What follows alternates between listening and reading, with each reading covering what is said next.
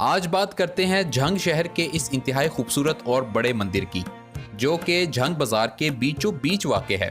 तकरीबन 150 साल कदीम ये मंदिर इंतहाई अहम शख्सियत लाल नाथ ने तामीर करवाया था।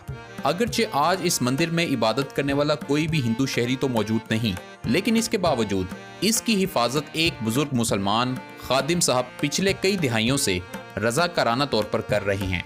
इसकी एक एक ईंट पर बनाने वालों की कमाल महारत नजर आती है। यही वजह है कि कारीगरों की जानिब से बनाए गए मुख्तलिफ पैटर्न्स, डिज़ाइन और ख़ास तौर पर मुख्तलिफ भगवानों के नक्शो निगार, जिनमें विष्णु, शिव, कृष्णा, राधा, सूर्या और गोपी वगैरह शामिल हैं, देखने वालों का दिल मोह लेते हैं। झंग के इस मुतालियाती दौरे से मालूम हुआ कि ये शहर आज भी किस कदर कीमती विरसों से भरा पड़ा है।